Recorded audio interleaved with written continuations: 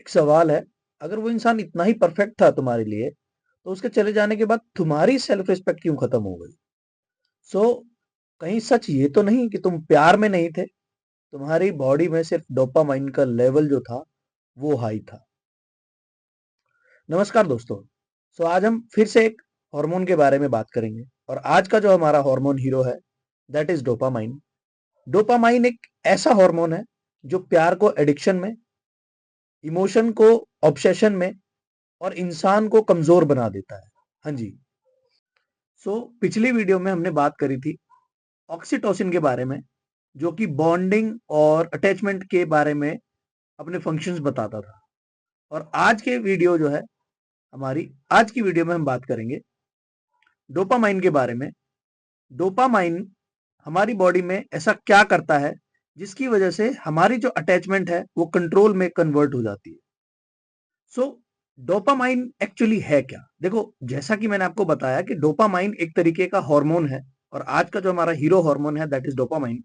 Dopamine actually करता क्या है?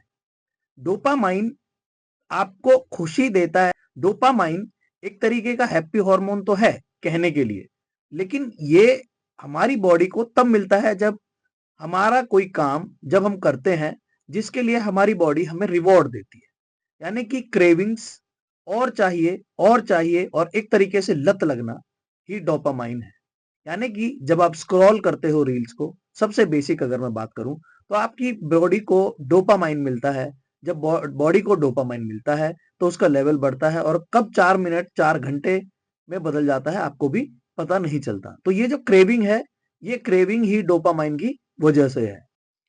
जब भी आपको किसी भी चीज के लिए रिवॉर्ड मिलता है, वैलिडेशन मिलती है, या फिर आपको किसी भी चीज के लिए वैल्यू मिलती है, तो आपकी बॉडी डोपामाइन रिलीज करती है जिससे आपकी और क्रेविंग बढ़ जाती है। अब हम बात करते हैं ब्रेन और डोपामाइन का कनेक्शन क्या है। देखो, ब्रेन एक तरीके की मशीन है और जब भी ब्रेन डोपामाइन रिलीज करता है तो ब्रेन उसको मार्क कर लेता है कि हमें किस चीज को करने से डोपामाइन मिलता है। जैसे आपने देखा होगा कि सिगरेट पीने वाला व्यक्ति, चेन स्मोकर जो व्यक्ति होता है, वो ऐसा व्यक्ति जो चेन ड्रिंकर होता है, लगातार दारू पिए जा रहा है, या ऐसा व्यक्ति जो दारू और सिगरेट दोनों पी रहा है, या ऐसा कोई भी कार्य है। जैसे आपने देखा होगा कि पॉर्न एडिक्शन एक एक वन ऑफ द ऐसी चीज है जिसमें आपको डोपामिन रिलीज होता है। आप जब रील्स देखते हैं तो आपको डोपामिन रिलीज होता है। बहुत से लोगों को पढ़ाई करके डोपामिन रिलीज होता है। तो हर किसी व्यक्ति के लिए डोपामिन रिलीज करने का अपना एक तरीका होता है और ब्रेन उसको देखता है कि आपकी वैलिडेशन, आपको अटेंशन और आपकी जो क्रेविंग है वो आपको रिवॉर्ड कर रही है कि नहीं। और जैसे ही आपको जब उस चीज का रिवॉर्ड मिलना शुरू होता है तो आपकी बॉडी डोपामिन रिलीज करना शुरू कर देती है। ये इसकी साइकिल कभी भी किसी भी एज से स्टार्ट हो सकती है, ऐसा कुछ फिक्स नहीं है। जैसे आप एक बच्चे को बचपन से किसी चीज के लिए रिवॉर्ड करते जाइए। कोई बच्चा ड्राइंग में अच्छा हो सकता है, कोई सिंगिंग में अच्छा हो सकता है, कोई स्विमिंग में अच्छा हो सकता है, कोई डांसिंग में अच्छा हो सकता है। और जैसे ही उसकी बॉडी को रिवॉर्ड मिलता है, अटेंशन मिलती है, वैलिडेशन मिलती है, तो उसको बहुत अच्छा लगता है और उसकी बॉडी का डोपामाइन जो है वो हाई होने लगता है। और जैसे ही ये डोपामाइन हाई होने लगता है तो उसकी बॉडी बचपन से ही उसका जो ब्रेन है वो बचपन से ही उसको मार्क करके रखता है कि ये चीजें करने से, पर्टिकुलर चीजें करने से उसको डोपामाइन मिलेगा। और जैसे ही उसकी बॉडी को डोपामाइन मिलता है तो उसकी बॉडी डोपामाइन रिलीज करने के बाद जो फीलिंग आती है उसको बहुत अच्छे की, और चाहिए की, उसको डोपामाइन कंट्रोल करता है। अगर मैं बात करूं डोपामाइन को बहुत सिंपल तरीके से, तो आप देख सकते हो कि जब आप किसी व्यक्ति से पहली बार मिलते हो, जब वो आपको आपकी बातों को सुनना शुरू करता है, वो आपके साथ खाना शेयर करता है, वो आपकी बातों को वैलिडेट करता है, वो आपको अटेंशन देना शुरू करता है, तो आपकी बॉडी में डोपामाइन जो है वो एक लेवल से बढ़ जाता है। लेकिन जैसे जैसे जैसे जैसे आपकी उससे दूरियां बढ़ जाती हैं, उस दूरी के बढ़ने के क्रम में वो जो डोपामाइन का लेवल है वो धीरे धीरे गिरना शुरू हो जाता है। अब जैसे जैसे डोपामाइन का डिटॉक्स होगा तो आपके अंदर वो सिम्टम्स कम होने शुरू हो जाएंगे। बट ये इतना आसान नहीं है, ये एक लॉन्ग प्रोसेस है। इसमें आपको बहुत ज्यादा पेन के थ्रू जो है गुजरना होता है। बहुत ज्यादा आपका दिमाग डिप्रेस होने की कोशिश करता है, क्योंकि दिमाग ने मार्क किया हुआ है कि मुझे एक पर्टिकुलर व्यक्ति के साथ ही डोपामाइन रिलीज करने की आदत हो चुकी है और वो व्यक्ति आपको दिख नहीं रहा है, उस व्यक्ति से आपकी बात नहीं हो पा रही है, मैसेज नहीं आ पा रहे हैं, कॉल्स नहीं आ पा रही है, उस व्यक्ति को आप किसी भी तरीके से कांटेक्ट नहीं कर पा रहे हो, अगर आपकी लाइफ में ऐसा होता है तो ऑब्वियसली आप एक डोपामिन की ट्रैप में फंस चुके हैं। जब किसी व्यक्ति से आपका स्टार्टिंग में बॉन्ड बहुत अच्छा रहता है तो धीरे धीरे आपकी वैलिडेशन, आपकी अटैचमेंट्स, आपकी जो बातें हैं, आपकी जो वैल्यू है, वो एक स्पेशल फील कराती है आपको, जो कि डोपामिन को हाई करने में मदद करती है। और जैसे जैसे ये सारी चीजें हाई पे जाती हैं, वैसे वैसे आपके दिमाग को आदत पड़नी शुरू हो जाती है कि हमें एक पर्टिकुलर व्यक्ति से ही डोपामिन रिलीज होगा। इसीलिए बिगिनिंग में जब आप किसी से बात करना शुरू करते हैं, जब आप किसी के साथ अपनी स्टोरी शेयर करना शुरू करते हैं, जब आप किसी के साथ अपना फूड शेयर करते हैं, जब आप किसी के साथ अपनी इमोशनल चीजें शेयर करते हैं, तो आपको भूख, प्यास ये सब लगना बंद हो जाती है, जिसकी वजह से डोपामाइन अपना काम करता रहता है। लेकिन धीरे धीरे धीरे धीरे जब एक फेज आएगा जब वो व्यक्ति आपके साथ नहीं होगा, तो ये जो डोपामाइन का लेवल है गिरना शुरू हो जाएगा और आप थोड़े से चिड़चिड़े हो जाएंगे, आपको समझ में नहीं आएगा क्या करना है और कैसे बहुत सारी चीजें जो है नहीं होनी चाहिए वो होने लगती है, ये आपको समझ में भी नहीं आता। और लोग इसी फेज को बोल देते हैं true love, but it's not the true love. आपने सुना होगा जब आपको कोई अनप्रेडिक्टेबल गिफ्ट देता है तो आपकी बॉडी बहुत ज्यादा जो है खुश हो जाती है, आपका दिमाग बहुत ज्यादा हैप्पी रहता है, क्योंकि वो अनप्रेडिक्टेबल होता है। अब क्योंकि अनप्रेडिक्टेबल होता है तो उसमें दो कैटेगरी में दिमाग को पता है कि या तो आपके फायदे की चीज है या आपके नुकसान की चीज है। लेकिन अगेन दिमाग को इससे कोई फर्क नहीं पड़ता, दिमाग सिर्फ दो कैटेगरी में इसको बांटता है कि या तो आपका डोपामाइन का लेवल अप होगा उससे या फिर लो होगा। सो जैसे ही आपको आपकी पसंदीदा चीज कुछ भी मिलती है तो आपके ब्रेन को आदत है उसको मार्क करके रखने की और डोपामिन स्पाइक करने की। सो जैसे ही आपको ये सारी चीजें मिलनी शुरू होती हैं तो आपको बड़ा अच्छा फील स्टार्टिंग में शुरू हो जाता है। सो अब बात करते हैं कि हम किसी भी गलत इंसान को अपनी जिंदगी में क्यों बहुत ज्यादा मिस करते हैं। उसका एक सिंपल सा रीजन है, जैसा कि मैंने आपको बताया कि आपका ब्रेन एक तरीके से मार्क करता है किस चीज में कौन मुझे डोपामाइन देगा और कौन मुझे डोपामाइन नहीं देगा। बहुत सिंपल है। जैसे ही ब्रेन को पता चलता है कि मुझे इस व्यक्ति से डोपामाइन मिलने वाला है, बॉडी उसको मार्क करके रखती है, ब्रेन उसे मार्क करके रखता है। मान लेते हैं कि अब वो व्यक्ति आपके साथ नहीं है, समहाउ आपका उससे ब्रेकअप हो गया है, समहाउ आप उससे दूर चले गए हैं या कहीं रिलोकेट हो चुके हैं, जिसकी वजह से आप उस व्यक्ति से मिल नहीं सकते, बात नहीं कर सकते।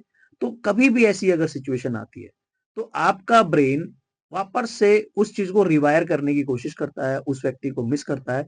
तो जब आप उस व्यक्ति को मिस करते हो तो इसलिए मिस नहीं करते कि वो इंसान अच्छा था, इसलिए मिस करते हो कि आपने उसके आपके ब्रेन ने उसको मार्क किया है अपने किस कैटेगरी में, डोपामाइन रिलीज करने की कैटेगरी में। यानी कि जब भी आप उस व्यक्ति से मिलेंगे, 10 साल बाद भी आप उससे मिलेंगे या 20 साल बाद भी उससे आप मिलेंगे, तो आपकी और उस व्यक्ति की सेम कैटेगरी में एक कैटेगराइजेशन होगी, जहां पर उस व्यक्ति के ब्रेन ने भी आपको मार्क किया है डोपामाइन रिलीज करने के क्रम में और आपके ब्रेन ने भी उसको कैटेगराइज किया है डोपामाइन रिलीज करने के क्रम में।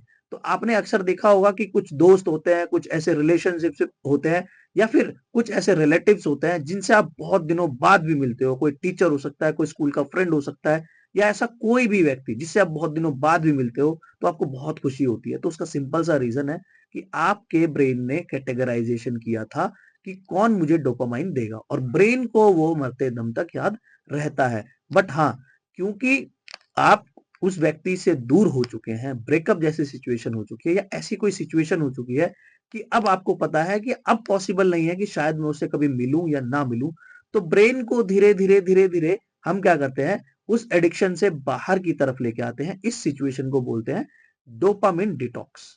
डोपामिन डिटॉक्स बहुत इंपॉर्टेंट है लाइफ में, क्योंकि जब अगर आप अटैचमेंट सीखते हैं तो आपको डिटैचमेंट सीखना भी बहुत जरूरी है। इसीलिए आपने देखा होगा कि बहुत सी चीजें जब पेनफुल होती हैं हमारे लिए तो उनका छोड़ना हमारे लिए बहुत मुश्किल होता है। इसीलिए आपने देखा होगा मूवीज में या रियल लाइफ में जब किसी का ब्रेकअप होता है तो वो सबसे पहले जिम की तरफ भागता है, क्योंकि वो चाहता है कि मुझे वो चीज याद ना आए बार बार और ऐसी सारी सिचुएशंस ना हो। बट ये तो सारा गेम केमिकल का है। तो आपको इस चीज को समझना होगा कि अगर आपकी बॉडी भी ऐसे ही किसी व्यक्ति के साथ डोपामाइन रिलीज कर रही है तो मेक श्योर कि आप अपने रिलेशंस उसके साथ हेल्दी रखें।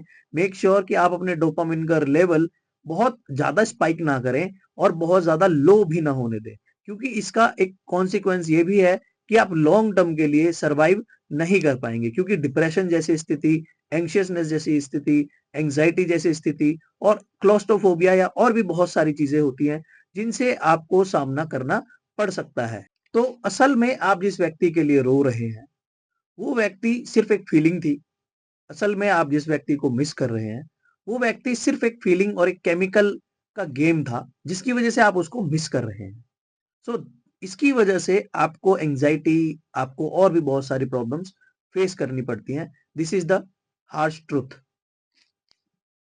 अगर मैं बात करूं dopamine addiction versus real love की, देखो मैं यहाँ पर ये वीडियो इसलिए नहीं बना रहा कि मैं रियल लव को क्रिटिसाइज करूं आके कि लव जैसी कोई चीज नहीं होती, होती है, बट स्टिल क्योंकि डोपामाइन भी काम करता है तो हमें साइंटिफिक रीजन भी पता होना चाहिए। देखो जब भी आपकी बॉडी डोपामाइन से एडिक्टेड होती है तो आपको ओवर थिंकिंग, सेल्फ रिस्पेक्ट का लॉस्ट हो जाना, आपका लॉजिकल जो एबिलिटी है उसका खत्म हो जाना और ऐसी बहुत सारी चीजें हैं जिनमें आप पीछे छूटते चले जाते हैं। आपको सिर्फ आपका डोपामाइन लेवल दिखता है या आपके ब्रेन को सिर्फ डोपामाइन लेवल दिखता है। सो इसीलिए जो भी चीज आपकी वैल्यू को कम करे वो प्यार तो नहीं हो सकता एटलीस्ट।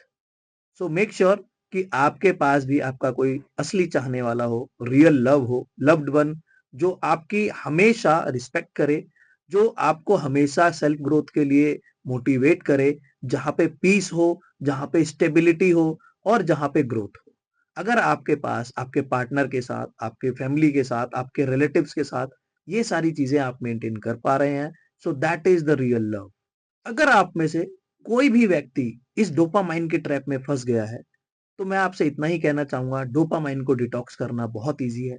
आप टाइम से सोइए, टाइम से खाइए पीजिए और एक्सरसाइज कीजिए, नई नई हैबिट्स को डेवलप कीजिए, नई नई चीजों को सीखने की कोशिश कीजिए, जिससे आपका डोपामाइन नई तरफ शिफ्ट होगा और आपको मजा आने लगेगा। और जब एक बार ये हैबिट डेवलप हो जाएगी तो आपको आपकी बॉडी और आपका ब्रेन रिवॉर्ड करेगा और अगेन फिर से वो एक ऐसा डोपामाइन कैटेगराइजेशन बनाएगा जिससे आपके ऊपर निर्भर करता है। सपोज कीजिए कि आपने बुक पढ़ना शुरू किया और अब आपको बुक पढ़ने से ही या डेली पढ़ने से ही डोपामाइन रिलीज होता है। तो जब आपको डोपामाइन रिलीज होगा बुक पढ़ने से, तो आपको पता है कि मेरी बॉडी एंशियस है या ओवर थिंकिंग में जा रहा हूँ, सेल्फ रिस्पेक्ट हो रही है या ऐसा कुछ भी हो रहा है, तो मैं अब बुक पढ़ूं बैठ के। तो जब आप बुक पढ़ेंगे तो आपको वापस से डोपामाइन रिलीज होगा और ये आपके साथ रहेगा हमेशा, क्योंकि बुक पढ़ना ना पढ़ना ये आपका पर्सनल चॉइस हो सकता है।